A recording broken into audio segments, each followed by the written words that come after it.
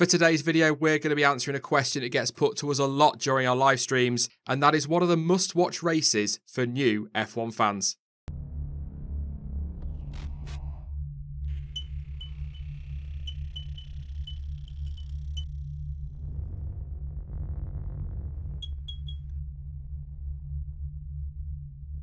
Hey guys, Sean here, welcome to the F1 Word, and today I am joined by Jonty to help me go through a list of must-watch races for new F1 fans. Now, we've spent a bit of time on this and managed to narrow it down to 10. This is not a top 10 countdown, we're just going to go through them chronologically and hopefully give you guys some idea of which races you need to see, especially if you are new to Formula 1. Right, so we'll kick off with Monaco 1984 in a race that James Hunt described as the arrival of Ayrton Senna. It had not everything, but it was a really decent race to watch. We had a delayed start, a wet race, some clever French officiating. Yeah, good race all over, I think, Jonty. Absolutely. It's one of those classic moments where we see a new driver coming to the fore unexpectedly. Yeah, and it was the one that the race really that announced him as a proper wet weather driver. Obviously went on to do so much more than just that, but continued throughout, as we'll see on this list again, throughout his career with some incredible wet weather drives, and that is the one that really showed us what he could do. And in a Tolman as well, a car that had no right being anywhere near the front of the grid. No, the Tolman wasn't up to speed at all. It was definitely his driving which made it perform. Just phenomenal. And then James Hunt's commentary throughout the whole thing as well just made that race. So definitely go and give that a watch, guys, because if you're a big Ayrton Senna fan or you want to see more of him, that is one of the perfect races to go and watch just to see what he can do. And next up we have the British Grand Prix from 1987, a race which really showed Nigel Mansell's determination to never give up and an incredible comeback drive to take the win. It's one of those true champions drives from a guy that never won the championship till 92, did he? I mean, what was it? 8 times he broke the lap record? Yeah, 8 times breaking the lap record and having to pass the reigning world champion. It's something that you don't see very often. Yeah, and it's actually quite a famous move as well. I would imagine even an F1 noob will watch that and go, I think I've seen that clip somewhere. It's that dummy move, isn't it? And that stunning move up the inside. And yeah, he thrashed that car. Just incredible drive. Yeah, one of the greatest overtakes of all time. Absolutely. And again, well worth the watch. It's another one that maybe you might watch it and think, oh, this isn't a particularly exciting race, but it's watching all that just makes that Grand Prix what it is. Mansell comes in for tyres and then the chase is on, and it's riveting viewing right to the end. Just absolutely brilliant. Another one as well that obviously maybe not one of the greatest races ever, but definitely worth the watch is the Spanish Grand Prix of 1991. And if for nothing else, you've got 4, 5, 6 top drivers, something like that, fighting for victory, and an incredible scrap between Senna and Mansell. Just unbelievable wheel-to-wheel action. Yeah, one of the most iconic shots from all of Formula One. Cars millimetres apart at 200 miles an hour with neither driver giving an inch. It was as close to wheel as you can get without a collision, wasn't it? It's just incredible. Sparks flying. You've got the vortices off the rear wing. In fact, that shot, iconic and just defines what Formula One should be. Epic stuff, the like of which is rare to see now. Just don't see it, do you? If it's wheel to wheel now, it's everyone moaning at each other. They're going to run each other off the road, but that was just 2 great drivers. Toe to toe, brilliant. Mixed conditions again. You might notice that on the list a little bit. Yeah, especially as we lead into the 1993 European Grand Prix with what you can call torrential conditions at Donington Park. The only time Donington's held a Formula One race, but again, Senna showing his wet weather skills with the greatest first lap in history. Exactly, as well. And a race that in those conditions nowadays would probably have been stopped or at least run under the safety car. But that first lap from Senna, what did he drop to 5th off the start, I think? And by the end of the first lap, just passing some great names to lead and go on to win that race without, spoiler alert there, guys, but it's iconic. That is one of the, if not the best first lap of all time in Formula One.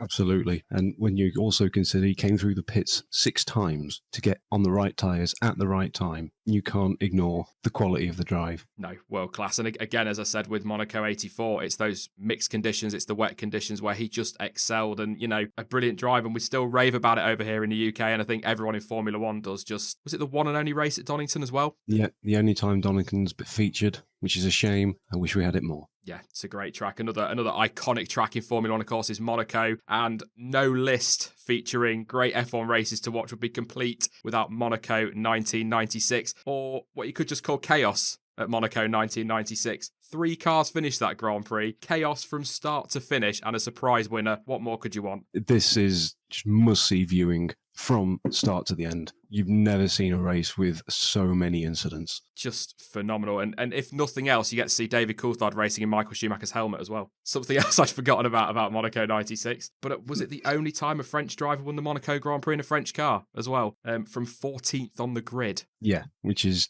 a hell of an achievement and just shows what it makes to stay out of trouble, much like Stroll this year at Baku.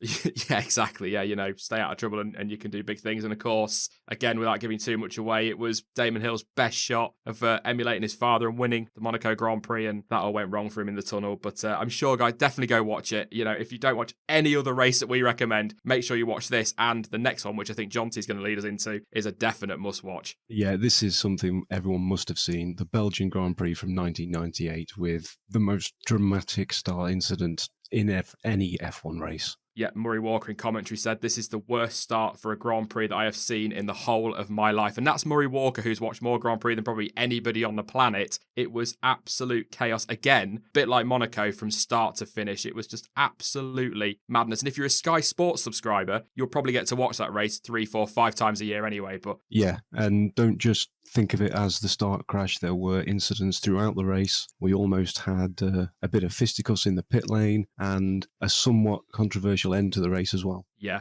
and if you're not a fan of team orders, yeah, you'll definitely get riled up with that one. Actually, one of the iconic shots from that is at the start, obviously the car's littering, but something I always forget about until I go to watch it back. How lucky is that guy with the camera hanging over the fencing not to get smashed in the face with that wheel? I mean, seriously, that was safety, and that was when people believed F1 was at its safest in 98 at that time, and you've got wheels flying out everywhere like that, just chaos. And Fisichella in Nakano as well, that huge accident towards the end, just terrifying stuff, high speed as well, and wet weather. Again, a race that would probably be run under the safety car red flag nowadays. Yeah, that race wouldn't have gone on, and just shows again wet conditions, just like a lot of these races. Yeah, Bernie was probably onto a thing with the sprinklers, to be fair, but the German Grand Prix of 2000 is another one that was rain affected and a surprise winner from, I believe, 18th on the grid. And it had everything from an accident at the first lap, a surprise winner, if you like, who got his first ever win, and a man on track. What more could you ask for from a Grand Prix? Yes, he was something of a crazy person, and no one's still sure what he was actually doing. No, he had a Mercedes-Benz slogan on the back of his Mac or something, didn't he? But nobody actually knew what it said at the time, and I think Murray Walker described him as a lunatic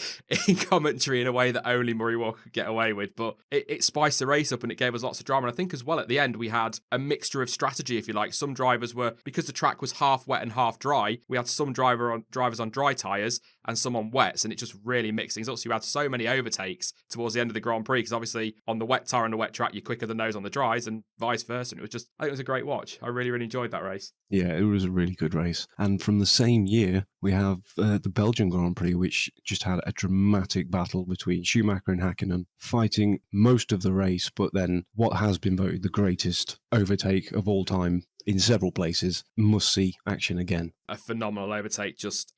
Aside from anything else, when you look back at that battle, Schumacher at high speed chopping across to block Hakkinen. He didn't know what Schumacher was going to do. He didn't know what Zonta was going to do. Absolutely stunning move. And again, don't just think of that one incident. It was actually a really decent Grand Prix as well. A few lead changes between them, some great pit stop battling, but that is the iconic moment from that race. Yeah, and something to remember, keep watching afterwards when they're at the podium or just before the podium, where you've got Schumacher asking Hakkinen how on earth he managed to pull that overtake off. He did, yeah. He's trying to explain it all to him, isn't he? And they had a great relationship actually for two rivals, didn't they? But that was a hell of a race, and another hell of a race 3 years down the line. Brazil 2003. Yet more rain, guys. It's all to do with rain on this list, I swear to God. A river at turn 3 caused absolute chaos. Again, we got a surprise winner. Multiple safety cars, huge crashes for Webber and Alonso. Another race that had just about everything you could ever want from a Grand Prix. Yeah, and that river at turn 3, the famous part of this race, affected everyone. Even the reigning champion, the rain master, Michael Schumacher, was not immune to it. Yeah, so who did we lose in that corner? Montoya, Schumacher, Button, I believe, as well. It was a huge shunt, actually, for Jenson Button in there. And we had a newcomer, Mark Webber, was the only person who managed to save it going into there. Yeah, absolutely. And of course, all that chaos ensued down at turn 3, and it was another example, even as recently as 2003, of how seriously F1 took safety. We had tractors in there as cars are spinning off. We had marshals on track, drivers on track. Absolutely crazy when you look at safety. Absolutely crazy. Yeah, And we had a similar thing in 2007 with another wet race at the European Grand Prix at the Nürburgring, with scary moments of cars becoming close to tractors. Yeah, Antonio Liuzzi spun off, didn't he, in an incident. I'll let you explain it with the safety car, John. We were talking about this one the other day. Yeah, I always thought it was just blind luck, but you watch this,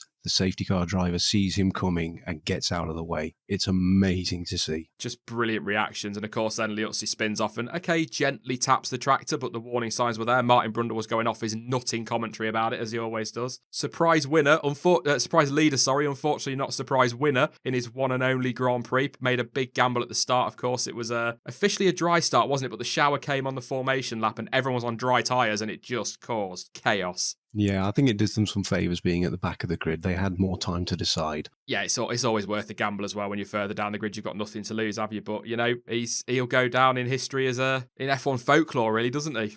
In many ways because of that. So he'll always be remembered, which is fantastic. And of course, let's not forget, forgetting the rain, Massa and Alonso, right to the end of the Grand Prix. Massa wasn't happy. Massa was not happy about that, but it was brilliant to watch. And I just think that was Alonso and Massa in their prime as well, wasn't it? So epic racing, just like all of the races on this list. Again, must-see viewing. If you've never seen these races, you need to go find them. Most of them available on YouTube. Yeah, absolutely. They're out there everywhere, guys. They're definitely worth the watch. Another one, actually, that Jonty came up as a bonus for you, because, you know, I could put some cheesy bonus round music in at this point, but the German Grand Prix of 1973 at the original Nürburgring. Yeah, the full race is available on YouTube of the full 14-mile Nordschleife circuit. You have to see it to believe it. This was something like a 16-lap race because of how long the track is, and it's crazy to see cars going around there at such a high speed. It's a great track. It's an iconic track, but F1 cars somehow just make it look even more dangerous and even more iconic.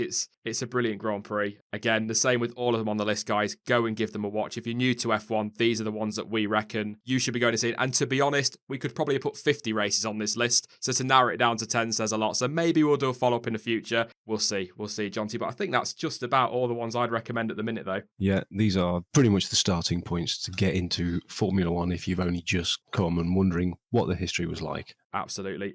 Thank you as ever, Jonty, for joining me for this one. I'm sure we'll make more videos together in the future. Yeah, thanks for having me on, and hopefully this will give people more passion for watching and get more people joining us on Discord. Absolutely. Cheeky plug there. Make sure you join us on Discord, because we will try and find some links to these races as well for you guys. But I'll talk to you again soon, Jonty. I'll see you soon.